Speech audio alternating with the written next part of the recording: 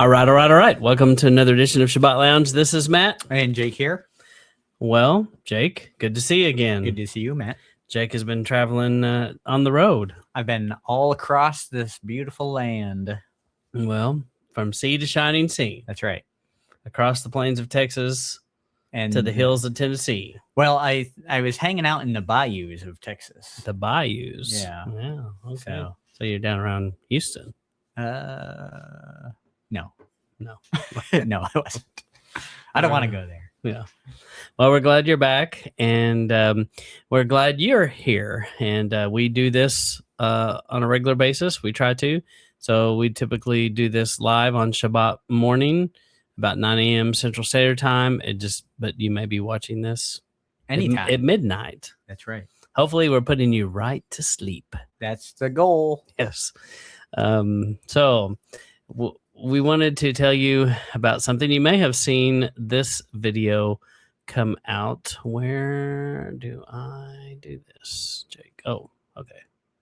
So we recently saw this video, and we thought you might be interested in it.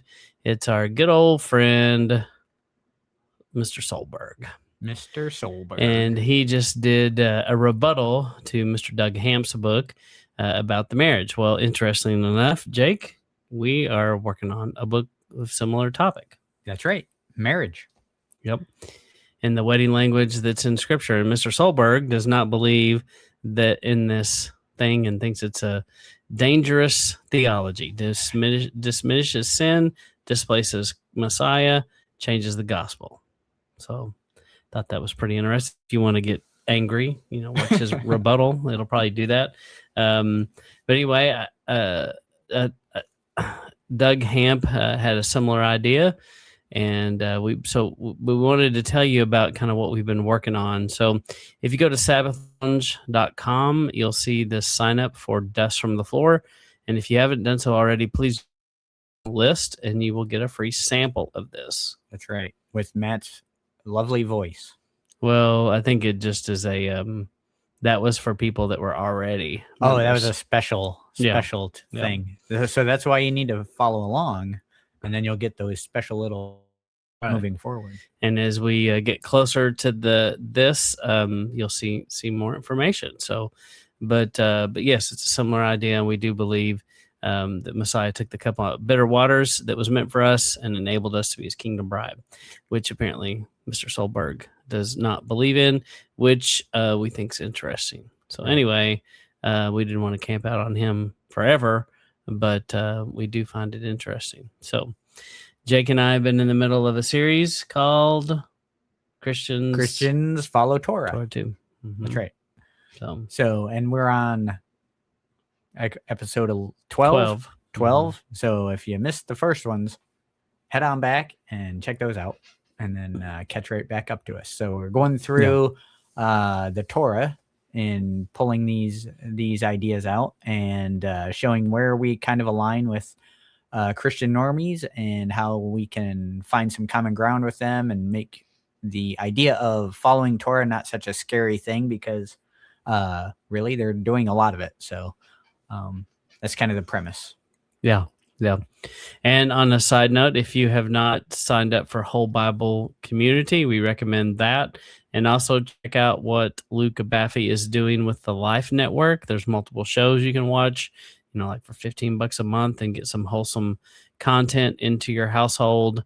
And check out his shows. I'm partial to 2x2 and what's the homestead one called? Groundwork. Yeah. Because my son Noah helps him do that. So right. You see his handiwork there too. So anyway. And they're looking for you to vote on the upcoming cooking show. Yeah, show. Thought that was pretty interesting. So yeah. I guess you and I should have made a video. Maybe we should have. We could have done more. Mine would be more like the Swedish chef. Derby. Yeah. So, is it too late? I don't know. Probably so if you're voting on it. Well, maybe he'll slide us in there for. I mean, I don't think the votes are counted yet. That's right. So maybe we can catch up. I mean, it'll be California style. They'll just keep looking until they get the votes we need. That's right. Yeah. Mm-hmm. Mm-hmm. Well, we are glad you're here, and we're going to go through scripture, and we're just trying to highlight, like Jake said, commonalities. And we're in Deuteronomy. We're going to start in Deuteronomy 16. So we're going to pop that over here, and then we're going to make it so they can Debbie, see. we will have to make our face a little smaller. Sorry about that. All right. And then, and he's still running here in the background. Let's he's stop making him. it happen there. Yep. So we got to Deuteronomy 16. So we've done 1 through 15 now, and but we've been actually going through the entire Torah doing this. Right. So, and we've kind of pre-highlighted. And is it possible we missed a few scriptures? Sure. No. Yeah. It's impossible. Impossible. In fact.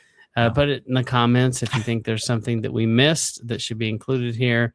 But we'll just kind of scroll through, and some of these. A big part of 16 here does not necessarily apply to all audiences. But here, scroll up real quick. I got kind of a thought on this stuff. So if you see early on, this is talking about like Passover and different feast days, right? Your Feast of Weeks. And then unleavened bread, Feast of Weeks, and tabernacles, right? So Matt and I were talking before this kind of came on about how, a lot of Christians will look at like a different religion and the holidays of that religion and decry it as pagan and all that stuff, right? And how not realizing that they have their own pagan kind of issues with their holidays, right? Or they will recognize that they do, and they'll go, well, we redeemed it, right? So there's, I think one of the big things is redeeming things for Christ is what they'll say. We saw that this was kind of bad news. We took over, redeem it for Christ. And so that's that. Now we make it a good thing. And so I guess the thing is, why I don't see anyone taking like Passover or Feast of Tabernacles and redeeming it for Christianity. You know what I mean? They kind of just let that be out there on its own. So I just think that's kind of odd. Yeah, that's a good point. But really, you don't see them take any like modern day pagan holidays and redeem those either. They're kind of just living off the church father determination of what feasts to follow. So it's kind of, I don't know, that whole concept to me is a little interesting about redeeming things that were pagan and making them Christian, and how many things are kind of excluded from that on a like pick and choose kind of basis. So if you have an answer to why that is, put it in the comments. Yeah, let us know. We are all ears, as they say. Yes.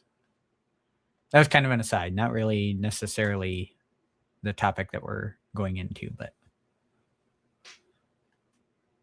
okay. And then Jacob's gonna have you read that. All right. This is Deuteronomy 16, verse 18 is where we're starting. Appoint judges and officers for your tribes in every city that Yahweh your Elohim is giving you. They are to judge the people fairly, never pervert justice. Instead, be impartial, never take a bribe, because bribes blind wise people and deny justice to those who are in the right. Strive for nothing but justice so that you will live and take possession of the land that Yahweh your Elohim is giving you. When you build the altar for Yahweh your Elohim, never plant beside it any tree dedicated to the goddess Asherah. Never set up a sacred stone. These are things Yahweh your Elohim hates. So do you see commonalities there? I think we've kind of touched on this one before, the judges and officers, and it's kind of how American government is intended to be set up, with the Jeff style of leaders of tens and hundreds and thousands kind of thing, a representative kind of form of government. Mm-hmm.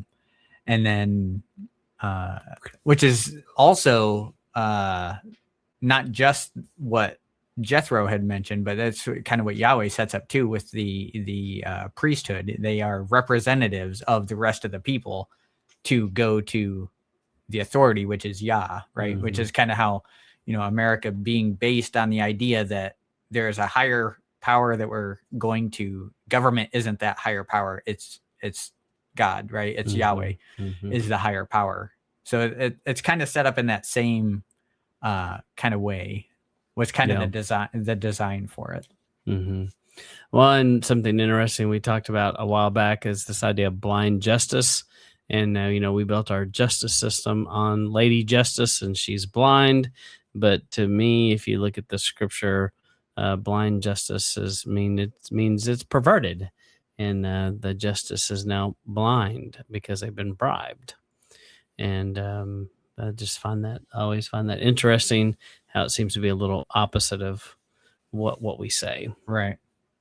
So, but in a lot of ways, it is an opposite because as you see our legal system today, often it is bribed. And there are people who, if you got enough money, that they do seem to walk away. And, famous island man, and his people have kind of not treated the same. Yeah. It's like nothing happened. And they've done some vile things, and it's like, we didn't, nothing to see here. There's nothing to do. So, which is super annoying to the rest of us. Right. But anyway, so we're going to go through, we'll keep on going to 17. 17, then 1, never offer an ox or sheep that has a defect or anything seriously wrong with it as a sacrifice to Yahweh your Elohim. That would be disgusting to Yahweh your Elohim. I think the concept here is, giving God your best. And I think that's a universal principle. That's how people would apply that, in both camps today. And I don't think that's a wrong interpretation. I guess in some circles, people even take it so far and be like, well, we got to dress up in our Sunday best. We got to give God our best. Yeah. So as a kid, what my argument was? I was like, he made them naked in the garden. That's right. So I'm like, that seemed okay at one time. It's the best I got. So this idea is... you didn't see the nakedness and be ashamed then, is what you're saying. So they never liked it when I said that. That was especially junior high Matt. I would say things like that. Yeah. So that makes sense. Old people did not like it. They're like, make this guy shut up. I, for one, am glad that is not the offering you bring. Yes, that's true. And then 6, the person can only be sentenced to death by the testimony of 2 or 3 witnesses, but should never be sentenced to death with the testimony of only 1 witness. And yes, like you said, our justice system is based upon these things, and thankfully, we do those things, and it does take more. Takes more than one person to see something. To skin a cat. That's right. More than one person. Which I think would go against that first verse we read. Because it's not a lamb or an ox. Yeah, unclean. All right, verse 13. When all the people hear about it, they will be afraid and will never defy Yahweh's law again. I guess we should have read the one in front of us. If anyone deliberately disobeys the priest who serves Yah, so a person must die and get rid of this evil. So we're not really practicing that piece, but the idea is that the punishment, I think we hear that echoed a lot in society, that the punishment should be enough to deter you from wanting to do it. Yeah. So if it's just a little slap on the wrist, then people are going to be like, oh, whatever, I'm going to do it anyway. Yeah. So I looked at the T-shirt earlier, Jake, and now we're seeing all these ads. I told you it was going to happen. Yep. I just thought about T-shirts, and that's why they're coming up. Mm-hmm. It's not because you clicked on something. Yeah. All right, verse 14 now. You will enter the land that Yahweh your Elohim is giving you. You will take possession of it and live there. You will say, let's have our own king like all the other nations around us. Be sure to appoint the king Yahweh your Elohim will choose. He must be one of your own people. Never let a foreigner be king because he's not one of your own people. Obama.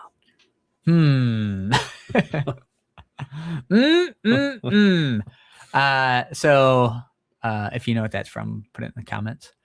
But I know my kids will put it in the comments if Yeah. But so when you let's see, so I just this kind of ties into what we talked about in the last chapter. This you'll want to have a king, right? But still, it's a monarchy, but it's also a republic, because it's republic form of government is government by the people, right? And so when they come to Yah and they say, give us a king, he goes, I think that's stupid, but okay, you're the people, you want it. You're the people, and you'll get the leaders you choose, and this is what you've chosen. And it hoses him, and he knew it would. So yeah. And we think of David, especially as being not a bad one, but still he did these things. Yeah. And I think that that this is a common a commonality. So about appointing someone to be a leader who is from your own people. Yeah, not like the nations around you. Yeah. And even how we choose a president of the United States, they're supposed to be a citizen and not a foreigner. That all makes sense. Yeah. So. I mean, if I were to have my way, I mean, it wouldn't just be president. I mean, I think we've seen the danger of allowing foreigners become, politically engaged in our form of government as it is. I mean, when you have someone come from say Somalia, right? And then come and become a politician. I mean, we've seen it several times where they're like, oh no, I'm here for the Somali people. They have this dual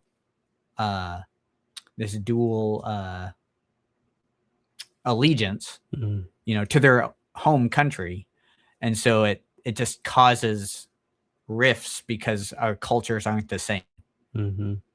It's not that they're bad people, all of them. Some are, but some of us are bad people. The point being, the culture does not mix with our culture. Some cultures are better than others. And that's just obvious, I think. So, the foreigner, we shouldn't be letting foreigners rule us. Yeah. And then in 1617, the king must never own a large number of horses, make people to return to Egypt to get more horses. Yahweh was told, you will never go back there again. The king must never have a large number of wives. He will turn away from Yah. He must never own a lot of gold and silver. And I think, we like this idea of our leaders, being like this, but these Israelite kings, we know they didn't. But yeah, we would like that to be true in our leaders. And I think that's why we get so mad in the Christian world when we see some of these televangelists with their own private airplane, island, all kinds of stuff, because they are totally going against this kind of scripture. Not that they're a king, but clearly when you own tremendous possessions like that, it can change you. I mean, we know this. Right. Yep. And not that in and of itself is bad, but your priority has kind of shifted. Yeah. So it's kind of that kind of an issue. Well, the Lord wanted me to have this private jet to do good works with. Well, if you're doing good with it, do good with it. Yeah. I mean, but I think a lot of people that are doing that have a faulty message that isn't quite scriptural in the first place. Yeah, twisted methodology now. Yeah, that, and then you hear about rich people who somebody was just telling me the story about this rich country singer or something that used his own, or maybe he's a NASCAR driver and used his own airplane and pulled people, saved flood victims out of North Carolina. Yeah. He just went on his own, paid for the gas, and that's using your fancy flying machine Right. for good. Right. So, but you don't see many of those televangelists doing that kind of thing with those jets. Right. So, and they couldn't even necessarily do some of those things, but anyway. But a lot of people argue that they should have those, and who are we to judge them having them? Right. Who are you, Matt? Yeah. If they want to have a large number of wives, you let them. Yeah. What's a large number? Yeah, that's a good question. Yeah. Is 2 a large number? It could be if you're real poor. It could be. That could be like 1 million if you're homeless. I think it could be a large number if you're just talking about wives. That could be a large number. Yes, that's a large number. Too many. Yeah. So, and then 19. Okay, 20. he must keep it with him and read it. This is the make Torah. a copy of the Torah, right? He must keep it with him and read it his entire life. He will learn to fear Yahweh his Elohim and faithfully obey everything found in these teachings and laws. Then he won't think he's better than the rest of his people, and he won't disobey these commands in any way. So he and his sons will rule for a long time in Israel. Yeah, and I think that's what we want out of leaders. We want them to be like that, to know the scriptures and to not think they're better than everyone else. I think that goes back to what we were saying with the televangelists. Yeah, some of them think they're better than everybody else. Yeah. And they don't want to insult too many shoulders or shake hands with too many of the commoners. Right. They might get sick or something. On the king must never have a large number of wives thing, I wonder if that is I guarantee people use this for polygamy, but well, I only have a few, but I wonder if this could also be talking about divorce and remarriage of another of another wife, right? Yeah, could be. Like kind of similar to the lead, like higher ups in the church assembly, like the deacons and things like that it talks about in the New Testament, about having certain qualities to be a leader in the assembly. Husband to one wife kind of thing. Yeah. Respectful children. Yeah, a friend of mine, he always said the Greek on that actually read one woman at a time. And yeah, that makes sense. Yeah. So meaning one wife, not a harem. Right. But yeah, we want our leaders to know the Torah, follow it. And even if you're coming from the Christian perspective, we want them to follow the Bible. Right.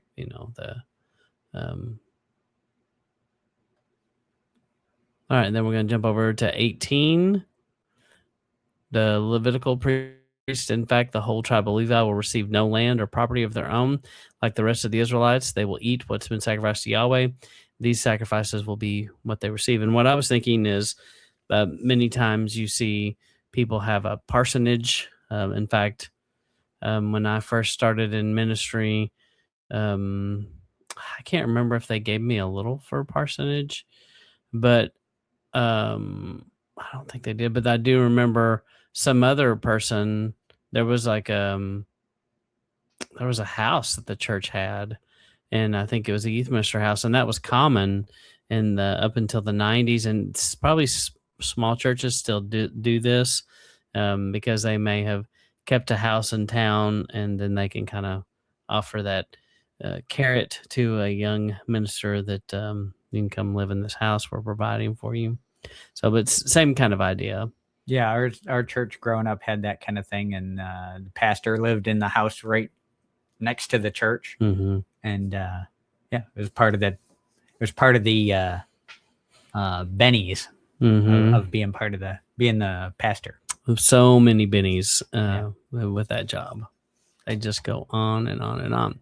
No Benny Hins, though. Yes, no Benny Hins. And then you got this one. All right, verse 9. When you come to the land that Yahweh your Elohim is giving you, never learn the disgusting practices of those nations. You must never sacrifice your sons or daughters by burning them alive, practice black magic, be a fortune teller, witch, or sorcerer, cast spells, ask ghosts or spirits for help, or consult the dead. Whoever does these things is disgusting to Yahweh. Yahweh your Elohim is forcing these nations out of your way because of their disgusting practices. You must have integrity in dealing with Yahweh your Elohim. These nations you are forcing out listen to fortune tellers and to those who practice black magic, but Yahweh your Elohim won't let you do anything like that. Yahweh your Elohim will send you a prophet, an Israelite like me. You must listen to him. All right, we'll talk about that next, I guess. But this is, ghosts and witches and... Not burning your children alive. I mean, I've never met or heard anyone in the Christian world be like, yes, we should do this. That would be very, very strange. Right. But and black magic and those things are frowned upon. Although some people in the church allowed their children to watch Harry Potter, and they were just bringing that sorcerer into the living room with them. Right. And said it was okay. Yep. And we did it. Honestly, we did some of those things. We never did the Harry Potter thing, but we did other things. And looking back on it now, we're like, oh, yeah, we shouldn't have done that. Yeah. And we've since repented and tried to plead the blood of Messiah over all that. And burnt it in the fire. We did some of that too. Yeah. And then... because it's like, you don't want to we're going to just give these away or sell them or something. It's like, well, then you're just giving that to someone else. Yeah, perpetuating the problem. That doesn't make sense. Yeah. So, yes. Have I burned books? I certainly have. Mm-hmm. You know who else did? The disciples, the apostles, in a little book called Acts.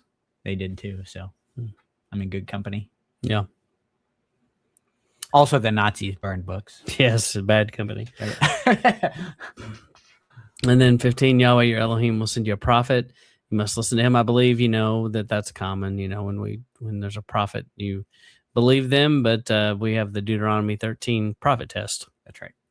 That should be ran to determine that. Right.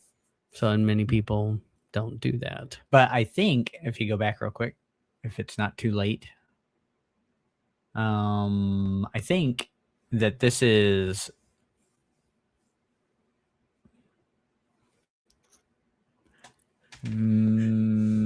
I believe this is this pointing forward to Messiah, or is this in general send a prophet? I know it's a couple different places, so I'm wondering if this is specifically one of those places where it's talking about that. Yeah. Because that's what I think of when I hear this. Mm-hmm. When he's designating a singular prophet, right? Mm-hmm. Yeah. Yeah, I believe it's a foreshadowing of Messiah to come. Yeah. Mm-hmm. Okay. And I think, church understanding would corroborate that understanding of Yeshua as the prophet like unto Moses, right? And you were talking about the Republic. This is he's quoting the thing in Exodus where they basically are like, make it stop. We can't handle this. You just go talk to him. We think we're going to die. Yeah. And that's when the Republic kind of government began. And it wasn't because he necessarily was calling for that. He just said, okay, y'all are weenies. That's all you can handle. And so I'm going to accept you where you are, and we'll make this work. So, but anyway. Yeah. So, yeah, I think that like some of these, it does kind of get thin on some of these. And then 19. Mine or yours? I'll go. Yahweh your Elohim will destroy all the nations that are living in the land that Yahweh your Elohim is giving you. You will force them out and live in their cities and houses. When all this is done, set aside 3 cities in the land that Yahweh your Elohim is giving you. So this is the Crusades, right? Yeah. Before the Dome of the Rock. No, I think that it goes back to something we've talked about. Many people have in the past, with the United States in particular, believed that that this happened with the Indians, basically, that he drove them all out and gave these houses to the other people. And so I believe that, in many conflicts and wars, maybe it's even happening now in like the Gaza Strip and Lebanon, where this kind of thinking is happening. And this gets applied to lots of things. But anyway, but we also like to say and quote scripture, because it is scripture, about y'all going before us and handling things, fighting battles. That's all things that he says he does too. So he does go out and make things happen for us sometimes. Yeah. I mean, when you think about it, like when you have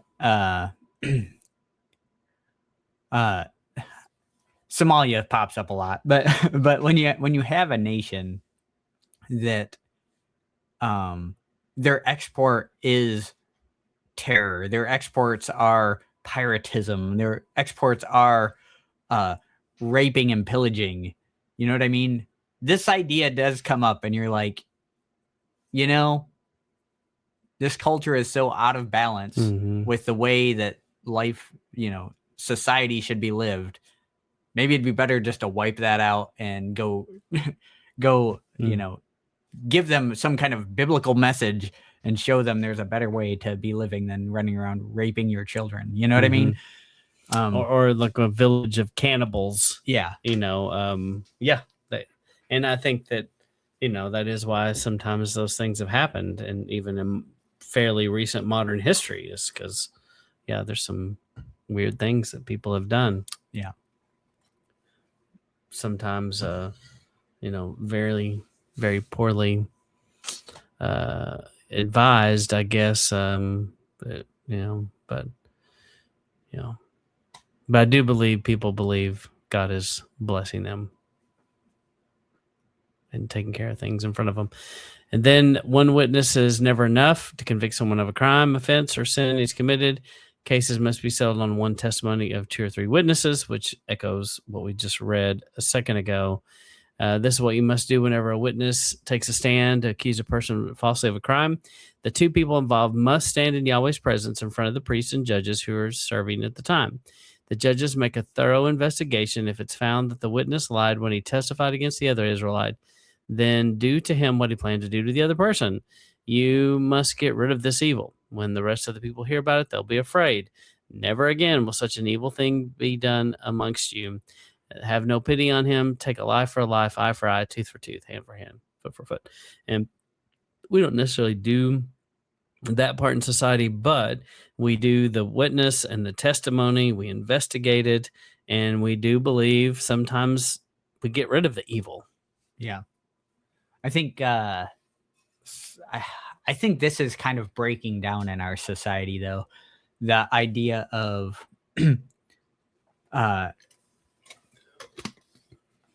just in terms of, and I think we talked about this a little bit before, but how we love in the internet to run around and make accusations against people, and then with zero evidence, or because someone online said something, and then now we have this, direction we're going against someone, and we just go with it.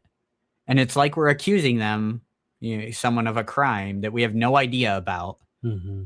And if we were a little more like basing those things on evidence instead of like suppositions, we wouldn't be just throwing ideas out there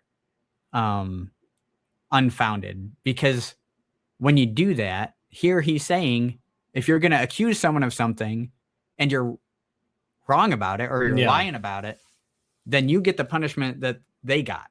Yeah. So I think we're too willy-nilly about what we accuse people of nowadays. No, yeah. And it's that I think everyone loves a good conspiracy and everything, which is great and fun. But you got to be careful you're not falling into this trap here, because it's bad news, and I think it crumbles a society if you get too much into when you're doing this kind of thing. Yeah, that's true. That's true. And as humans, we love gossip, we love the morsel, and so we're drawn to the car wreck, chasing the ambulance, and so we kind of are drawn to those, and we're like, oh wow, and it may not be. And there may be a piece of truth that's partially true or kind of true, and it can get spun and twisted, and pretty soon it ends up being this crazy story, that may not be true. Like the old game of telephone where people start saying crazy things.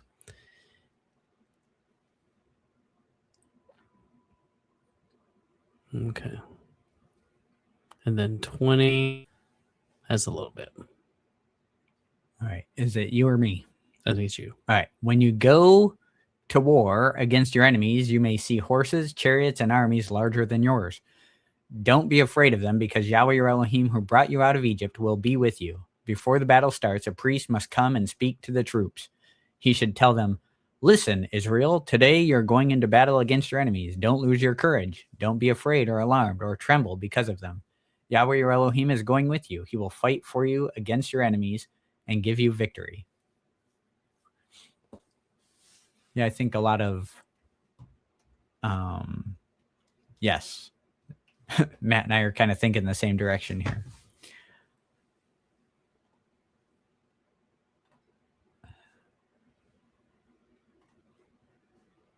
So he kind of gives a glowing speech about going into battle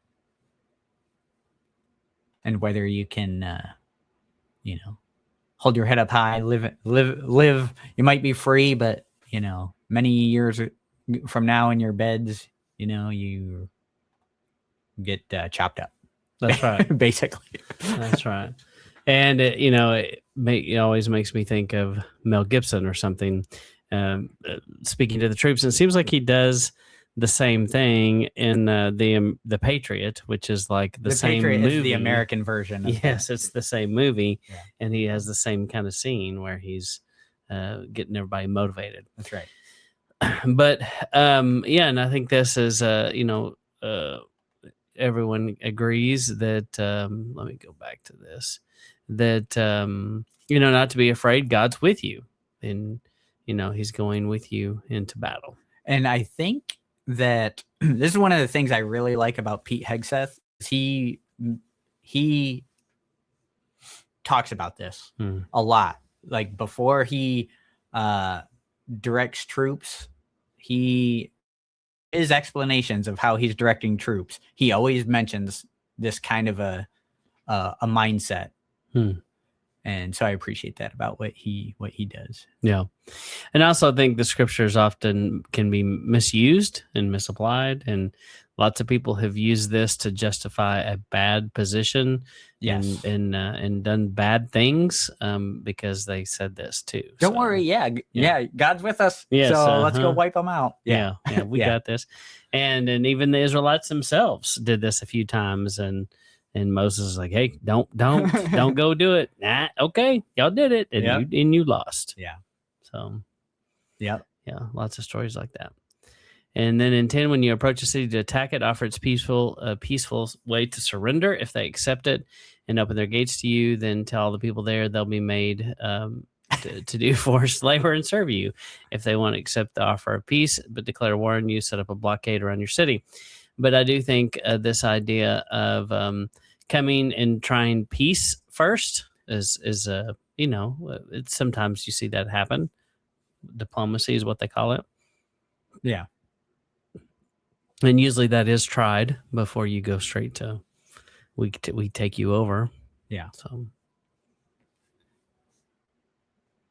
I mean, that sounds a lot like the Iran situation to me right now. Yeah, a little bit.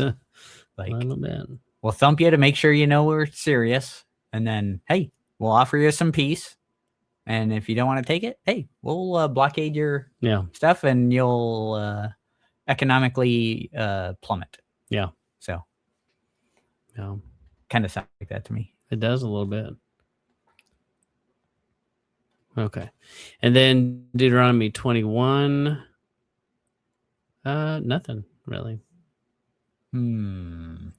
Go up to the marriage part here. Marriage.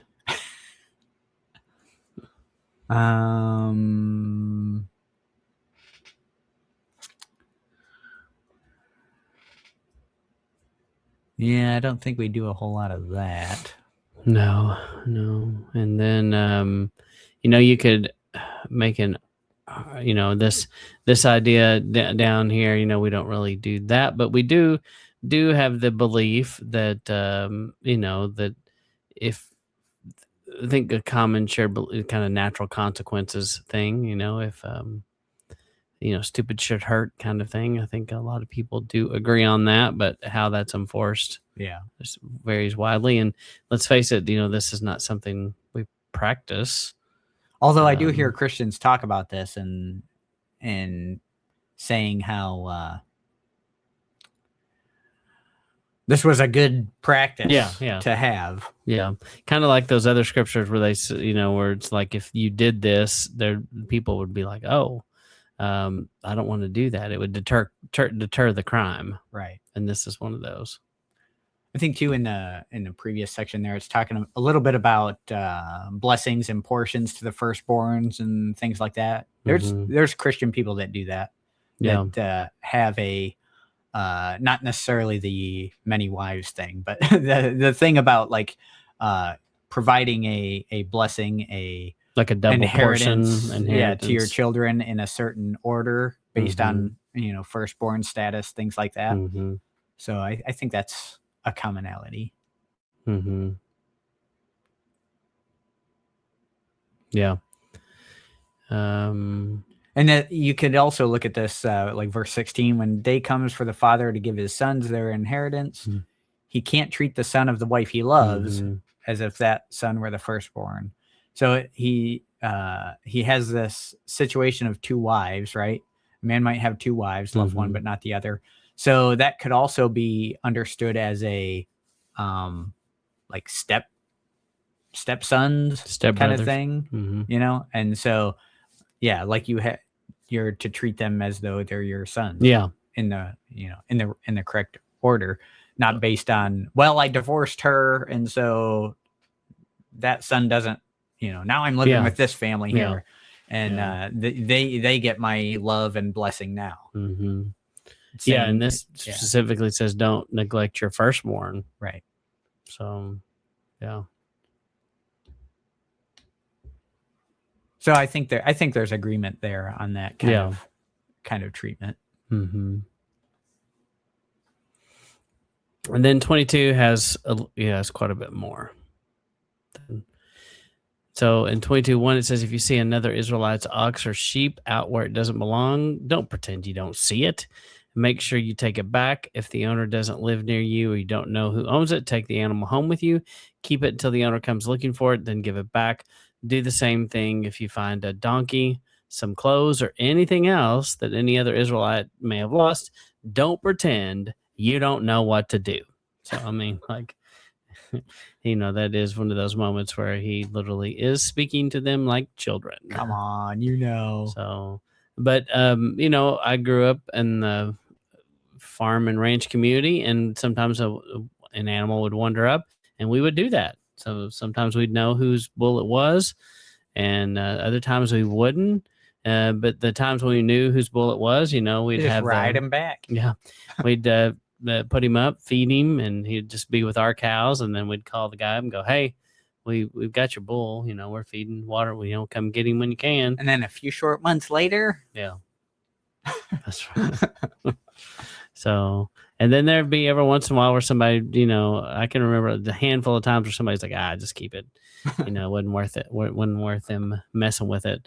But, it just depends on what it was. But yeah, I believe that is something that is still practiced. Yeah, definitely.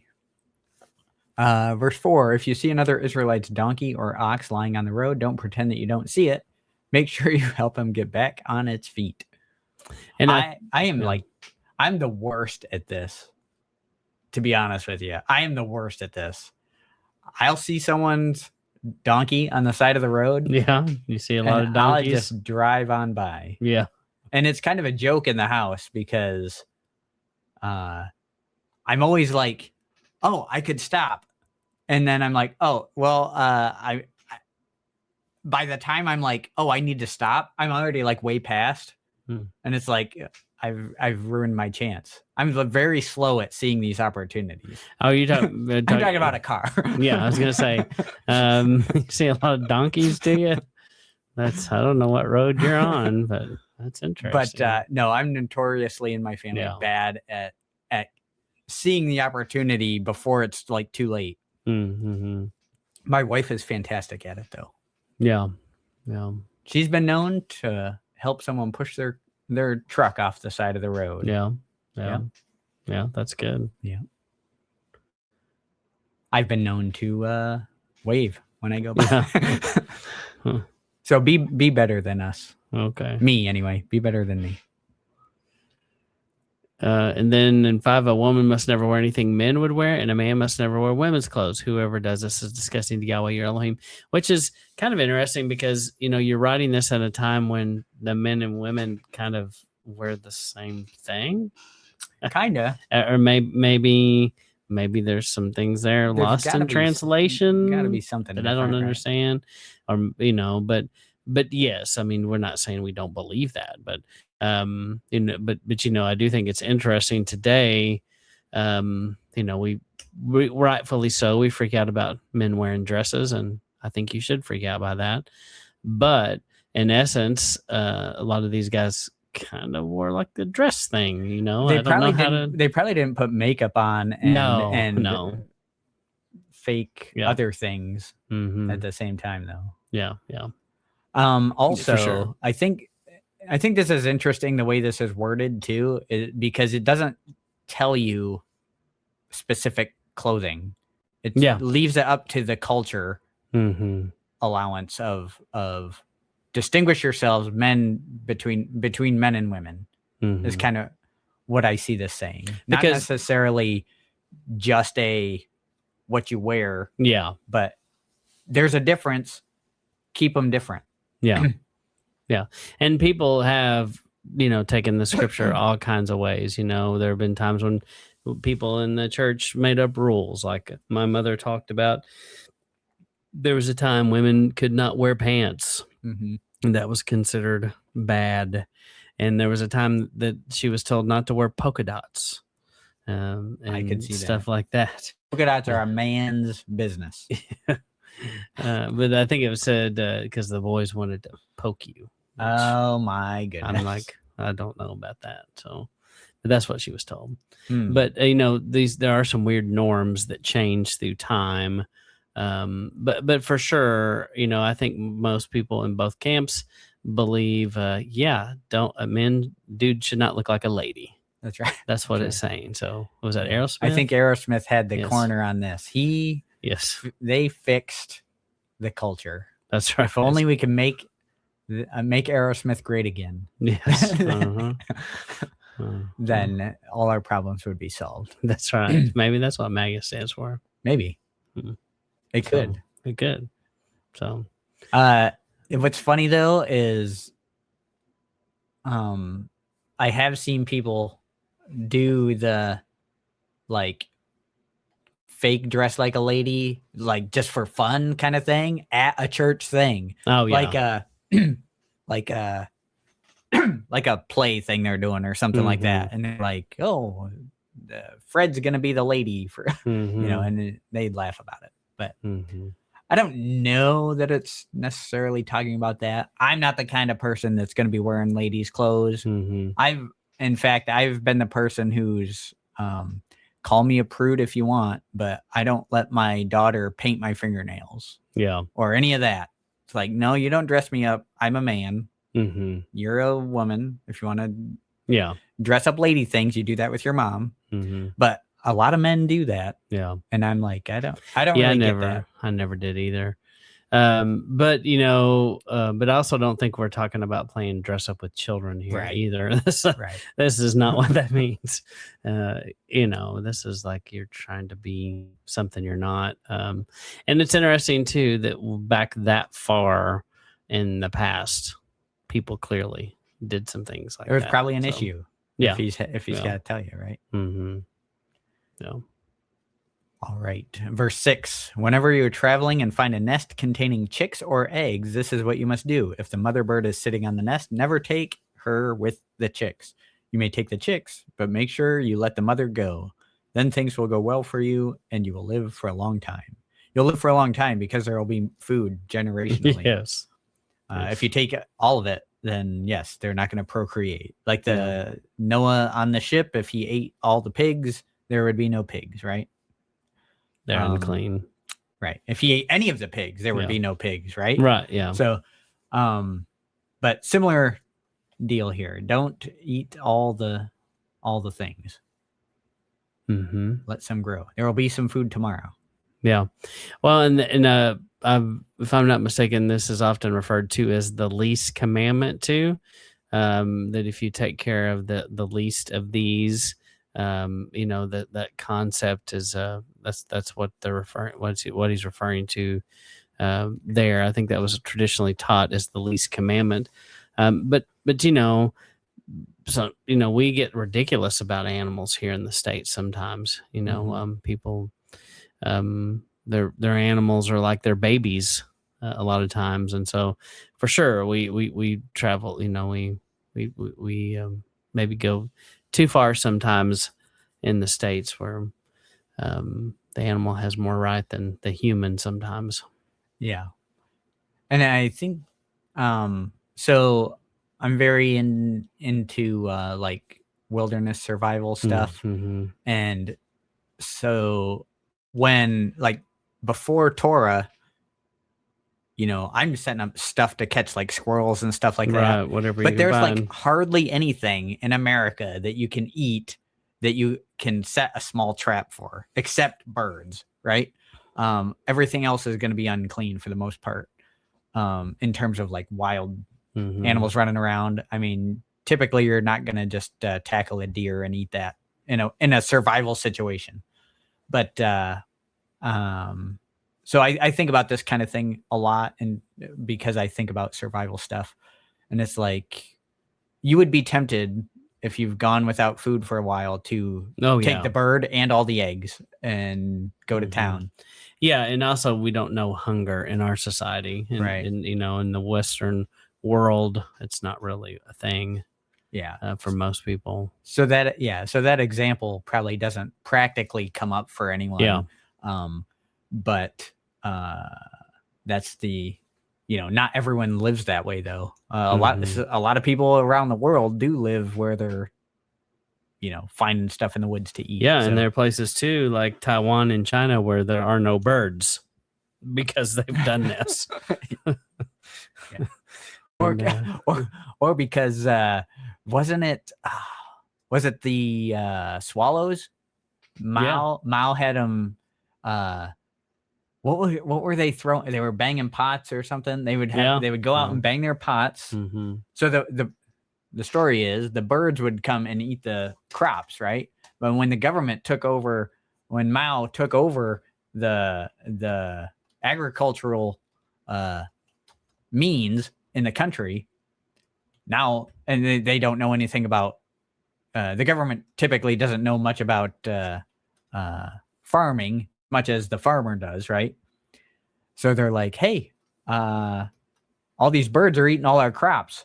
And they're like, oh, we'll go out there and smack these pans together and it'll scare the birds. And the birds would fly around and they would just chase these birds around and the birds wouldn't be able to land. So they would just die from exhaustion flying around.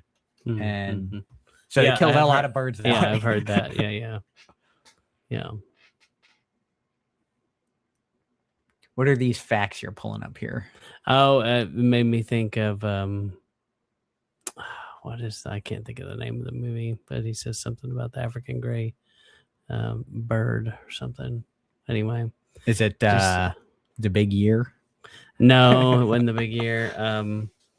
The Night movie. What's it called? The Night movie. Monty Python. Monty Python, yeah. And there's a scene where he talks about he's like naming off facts about the African gray booby run. That's it. Yep. Yeah. So that's what I was looking for. Yep. Didn't have any luck. That's where my head went. And then in verse 8, whenever you build a new house, put a rail around the edge of the roof. You won't be responsible for a death if someone falls off the roof. And yeah, that's what OSHA is based on, that kind of idea. Yeah. And OSHA does save lives as much as we are, anybody in the trades is like, OSHA, they definitely overdo it. Yes.